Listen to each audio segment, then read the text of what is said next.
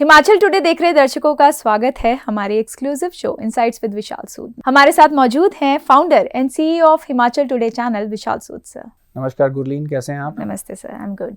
Sir, Himachal में एक और पेपर लीक का मामला सामने आया पुलिस कांस्टेबल का, और कांगड़ा पुलिस ने 3 कैंडिडेट्स को अरेस्ट किया है शक के बिना पे, क्योंकि पेपर ख़त्म होने से पहले ही, टाइम ख़त्म होने से पहले ही उन्होंने पेपर कंप्लीट कर लिया था। देखो, अगर आपके पास सारी आंसर शीट है तो फिर टाइम वेस्ट क्यों करना। देखो, ये बड़ा सीरियस लेने वाला मामला है। हिमाचल सरकार के लिए एक बहुत बड़ा मुद्दा बनेगा।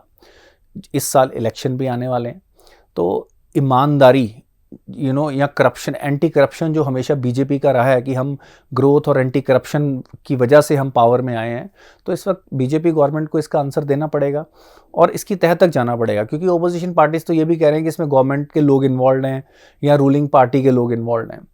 तो इसकी एक निष्पक्ष जांच किसी भी एजेंसी से करवाई जानी चाहिए। बिकॉज इससे होता क्या है कि हम हमेशा बात करते हैं, जब वो लोग आएंगे पुलिस में, वो लोग आएंगे जो पैसे दे के आए हैं या करप्शन करके आए हैं, उनका माइंडसेट आप खुद ही समझ सकते हैं। वो हर बात के लिए पैसे लेंगे, क्योंकि उनको लगता है कि भी मैंने कुछ लाख रुपए या कुछ जितने भी पैसे उन्होंने खर्च किए हैं, अब मेरे को ये पैसे पूरे करने हैं। तो आप देख लीजिए इससे पूरा लॉ एंड ऑर्डर सिस्टम। फिर अगर कल को कोई ड्रग की तस्करी करता है, कोई एंटी नेशनल एक्टिविटीज़ करता है, ऐसे करप्ट ऑफिसर तो अपना मुंह दूसरी तरफ कर लेंगे। तो ये बड़ा क्रिटिकल पार्ट है कि ऐसे कई डिपार्टमेंट, वैसे तो कहीं पे भी नहीं होना चाहिए, स्पेशली पुलिस, हेल्थ, ऐसे कई इंपॉर्टेंट डिपार्टमेंट्स हैं जहाँ पे लोग सिर्फ और सिर्फ मेरिट पे पहुँचे। और जब आप लोगों को हायर कर रहे हो, जब आप लोगों को सेलेक्ट कर रहे हो, अपार्ट फ्रॉम देयर एप्टीट्यूड आप उनका करेक्टर भी चेक करें। आज की डेट में ऐसे बड़े टूल्स हैं जो आदमी की उसकी पर्सनैलिटी कैसे है, ये सारी चीज़ें आप चेक कर सकते हो। जब हम बहुत हाई लेवल पे सीक्रेट सर्विसेज या उस तरह के रोल्स के लिए लोग हायर करते हैं, तो उनकी सारी पर्सनैलिटी टेस्ट करते हैं। जिन लोगों ने हर रोज़ लोगों के साथ डील करना है, वो लोग ईमानदार हों, और जब ये लोग आइडेंटिफाई हो जाएं, इनको ऑफकोर्स जेल भेजा जाएगा। इनको किसी भी गवर्नमेंट जॉब के लिए परमानेंटली बैन कर देना चाहिए और एक ऐसा एग्जाम्पल सेट करना चाहिए कि अगली बार, और खास तो देखो एंड में होता क्या, प्यादे पकड़े जाते हैं। इसके पीछे जो बड़े लोग अगर इन्वॉल्व हैं, जहां से पेपर लीकेज हुई है, अगर सीनियर लेवल पे लोग हैं, उनके ऊपर तो सबसे सख्त कार्रवाई करने की जरूरत है। तो सीएम जयराम ठाकुर जी को हमारी ये हिमाचल टुडे से हमारी ये अपील है उनको, कि उनको ये देखना चाहिए कि भाई अगर आप री इलेक्शन में जाने जा रहे हैं, तो उस टाइम पे अगर आपके डिपार्टमेंट के या आपकी सरकार में कुछ लोग ऐसी चीज़ों में इन्वॉल्व हैं, तो ये क्या मैसेज दे रहा है, हमारे यूथ को क्या मैसेज दे रहा है, कि हमें हिमाचल प्रदेश के यूथ को क्या मैसेज आ रहा है कि यहाँ पे मेहनत करने का कोई फ़ायदा नहीं है, यहाँ पे करप्शन ही चलनी है। तो इस चीज़ को बड़ी सख्ती से निपटने की ज़रूरत है। सर, ये तो स्टेट में एग्ज़ाम लीक का मामला हो गया ना, कि हिमाचल प्रदेश या पंजाब या कोई सेंटर एग्ज़ाम होता है। एग्जामिनेशन पैटर्न की अगर हम बात करें, बेसिक एग्जामिनेशन पैटर्न है, एप्टीट्यूड, मैथमेटिक्स, जनरल इंग्लिश या GK. Level of difficulty differ करता है हर एग्ज़ाम में, पीएन से लेके एमबीए तक या यूपीएससी एग्ज़ाम तक। ये लेवल ऑफ एग्जामिनेशन और ये पैटर्न ऑफ एग्जामिनेशन है, इसमें क्या लूप होल्स है? ये जायज़ है सर हर फील्ड के लिए? देखो, ये एक एप्टीट्यूड टेस्ट होता है। एप्टीट्यूड का मतलब ये है कि देखो, आपके पास कोई भी इंफॉर्मेशन जब रियल लाइफ में आती है, या तो कोई वो शब्द बोलते हैं, आपको उसमें से एनालाइज करना होता है कि इस सिचुएशन में क्या करना है, वो वर्बल एबिलिटी आपकी चेक कर लेता है। दूसरा होता है मैथमेटिक्स। यहाँ तो आपके पास नंबर आते हैं, कोई भी प्रपोजल, आप बैंक में काम करते हो, आप पुलिस में हो, आपके सामने नंबर्स आएंगे, आपको कैलकुलेशन करनी पड़ेगी। और यही एक इस वक्त सबसे क्रेडिबल तरीका है किसी भी इंसान का बेसिक एप्टीट्यूड, आईक्यू जानने का। तो आप बेसिकली जो बंदा जल्दी सोच पाए, किसी प्रॉब्लम सॉल्विंग स्किल्स है ना, चाहे वर्बली आए, चाहे मैथमेटिकली आए, चाहे डाटा आपके पास आए।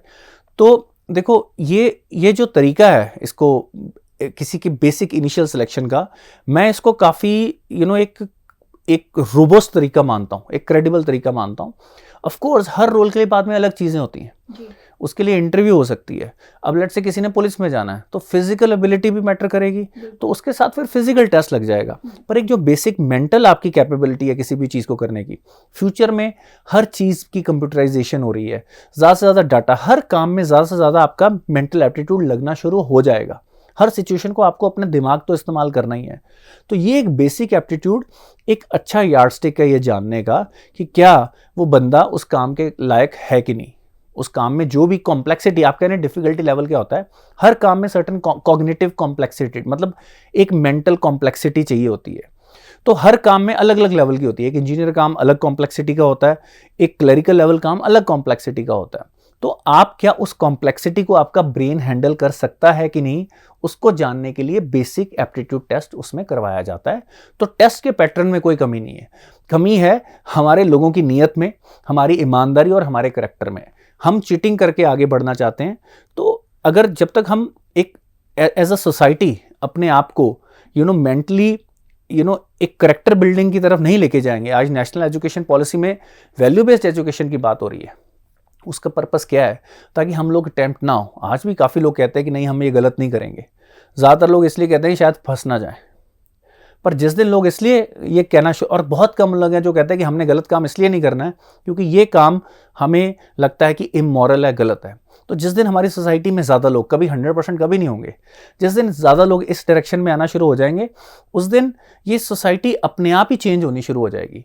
आज हम सरकारों पे बात डालते हैं, पर मेरे को लगता है हम लोगों को भी अपने आप को बहुत बदलने की ज़रूरत है। सर, इसी सोसाइटी में कोचिंग सेंटर्स भी आते हैं। कोचिंग सेंटर्स भी काफ़ी शक के बिना पे हैं कि मैक्सिमम स्टूडेंट्स जिन्होंने मैक्सिमम मार्क्स लिए हैं एक पर्टिकुलर कोचिंग सेंटर से हैं।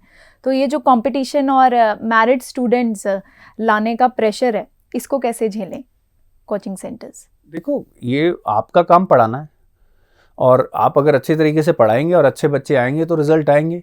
और ये देखो, एक पर्टिकुलर कोचिंग इंस्टीट्यूट के ऊपर अगर ये है प्रेशर कि उसके ऊपर इस वक्त इंक्वायरी हो रही है कि उन्होंने शायद वहाँ के बच्चे इन्वॉल्व हैं या वहाँ पे कोचिंग इंस्टीट्यूट के थ्रू टेस्ट लीक हुआ है, तो ये एक इंक्वायरी का विषय है। ये कोचिंग इंस्टीट्यूट्स के ऊपर जो प्रेशर है, ये ऐसे तो और 50 इंस्टीट्यूट होंगे, ये तो एक बंदे के करेक्टर का इशू है कि उसको ये मौका मिला, उसने सोचा कि मैं एक्स्ट्रा पैसे बना लूँ।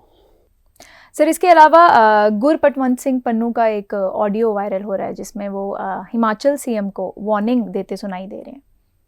देखो, जो पन्नू है वो इस वक्त he is enjoying the limelight. हमारे मीडिया ने ही उसको इतनी इंपॉर्टेंस दे दी है कि उसकी हर बात को बढ़ा चढ़ा के दिखाया जाता है।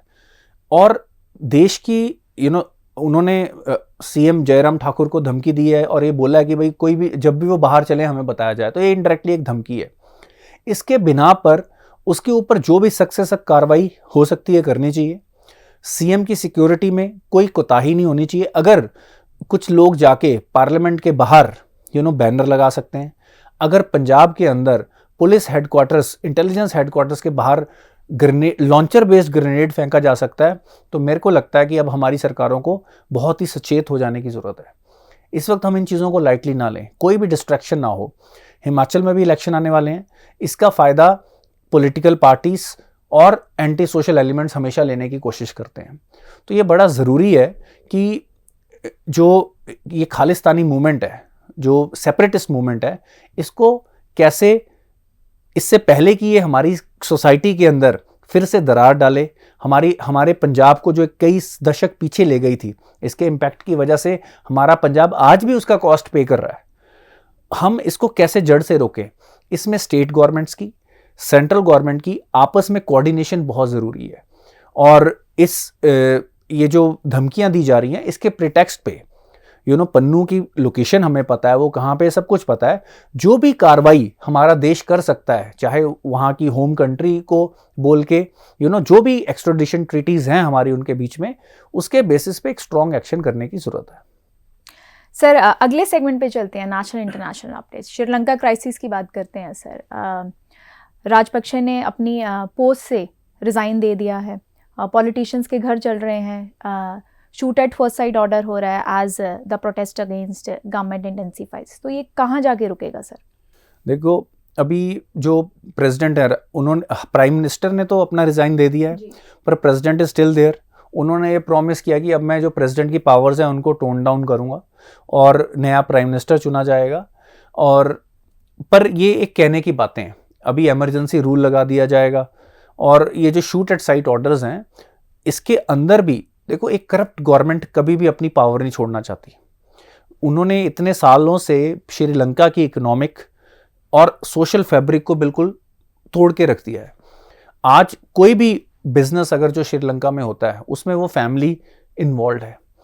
और इस तरह की मायोपिक सोच के साथ जब आप अगेन एक ही पॉलिटिकल फैमिली, एक ही डायनेस्टिक पॉलिटिक्स वहाँ पे चलेगी, तो अल्टीमेटली ये चीज़ें होने की प्रोबेबिलिटी बहुत बढ़ जाती है। अब होता क्या है कि जब पुलिस भी मैं, राइट, जज भी मैं और गवर्नमेंट भी मैं, जब सब कुछ आपकी फैमिली के अंदर ही हो रहा है, तो आपकी कोई भी करप्शन कोई कैसे पकड़ेगा। अब अल्टीमेटली जब लालच हद से ज़्यादा बढ़ जाता है, what has happened is Sri Lanka specially, अब और कोविड का भी उसका इम्पैक्ट आया, इन्होंने कोई भी श्रीलंका की इकोनॉमी में डाइवर्सिफिकेशन नहीं होने दी। जो ट्रेडिशनल बिजनेस थे, इंपोर्ट बेस्ड बिजनेस थे, जहाँ से उनको कमीशन और कट आते थे, वही चीज़ें चलने दी। श्रीलंका की इकोनॉमी जो सिर्फ टूरिज्म और सर्टन एक्टिविटीज से पे डिपेंडेंट थी, पिछले 20 सालों में उसके अंदर कोई भी चेंज नहीं आया। वहाँ पे कोई इनोवेशन नहीं आई, क्योंकि सब सारा दिन ये लोग पावर स्ट्रगल और करप्शन में इन्वॉल्व थे। तो जब देश के साथ समय के साथ बदलने की कोई विजन ही ना हो और उस तरह के लीडर अगर आपके देश को रूल कर रहे हैं, तो ultimately it will break down, the entire system will break down. आज श्रीलंका एक एग्जाम्पल बन गया है और I think this should be seen as why dynasty based politics is not good for any country. वो कुछ टाइम के लिए शायद चल पाए, but ultimately it you have to pay for it. और अब जो इतने लोगों को जो सड़कों पे उतरे हैं, इतने लोगों की जान जा रही है, उसके अंदर भी ओपोजिशन पार्टी का यही इल्ज़ाम है कि इन्हीं के सपोर्टर्स जो पीसफुल मार्च है उसको उसके अंदर वायलेंस क्रिएट कर रहे हैं, लोगों को भड़का रहे हैं, और जिसकी वजह से ये सिचुएशन आई है। अब अल्टीमेटली होगा क्या, इमरजेंसी रूल लग जाएगा, आर्मी रूल लग जाएगा, या basically what will happen is president rule के सिमिलर श्रीलंका में जो भी सिस्टम होता है वो लग जाएगा।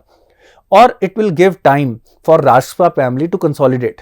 आज वो जो एक वीक पोजीशन पे हैं, वो फिर से अपने आप को कंसोलिडेट करेंगे, वो अपने ही किसी चुने हुए बंदे को प्राइम मिनिस्टर बना देंगे, पावर्स फिर से रीडिस्ट्रीब्यूट कर देंगे।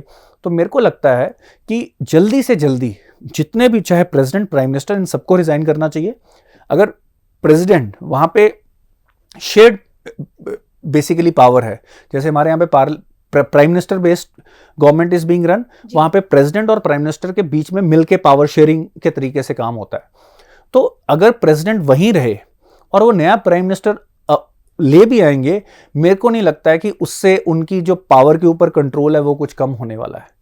इस वक्त बड़ा जरूरी है कि राजपा फैमिली से सारे लोग रिजाइन करें और एक नई गवर्नमेंट वहां पे बनाई जाए या नए इलेक्शन करवाए जाएं। उसके अलावा श्रीलंका इस क्राइसिस से नहीं निकल पाता। दूसरा रोल आ जाता है इंटरनेशनल बॉडीज का, जैसे इंटरनेशनल मॉनेटरी फंड। इस वक्त उनको वहां पे एक फाइनेंशियल डिसिप्लिन, गवर्नमेंट की पैसे कैसे खर्च होंगे, गवर्नमेंट को इस वक्त नहीं अलाउ करना चाहिए 1-to-1 लोन लेने का, कि 1-to-1 लोन जब वो किसी देश से लेते हैं उनके पास काफ़ी फ्लेक्सिबिलिटी है वो फंड्स को कैसे डिप्लॉय करना है। जब IMF से फंड लिए जाते हैं तो आपको एक सर्टन तरीके से एक फाइनेंशियल डिसिप्लिन बनाना पड़ता है। तो IMF, इंटरनेशनल बॉडीज को और जो भी नेबर में मेजर पावर्स हैं like India, they should be also be involve in creating a democratic process, ताकि ट्रांजिशन ऑफ पावर स्मूथली हो पाए और लोगों की जान ना जाए। आखिरी सवाल sir, Chinese president is suffering from rare artery disease, so how this will create a political shift in country? So China के president is suffering from cerebral aneurysm. अब इसमें होता क्या है कि blood flow to brain reduces, blood clots बनने शुरू हो जाते हैं, और जो आपकी मेंटल कैपेबिलिटी है, जो सेरिब्रल मतलब जो आपकी दिमाग की कैपेबिलिटी है, वो कम हो जाती है। और यही बात थोड़े दिन पहले was being spoken about the president of USA also, जो बाइडन। अनफॉर्चुनेटली जो दुनिया की दो सबसे पावरफुल कंट्रीज हैं, उनके अंदर जो सबसे पावरफुल लोग हैं, they are not at their full mental capacity. और अगर हम देखें जो दुनिया में एनार्की सी जो हो रही है, दुनिया में जो वॉरफेयर हर जगह हो रहा है, इसके पीछे दो पावरफुल लोगों की मेंटल कैपेबिलिटीज डिमिनिश होना एक रीजन हो सकता है। They are not making the best decision for the world.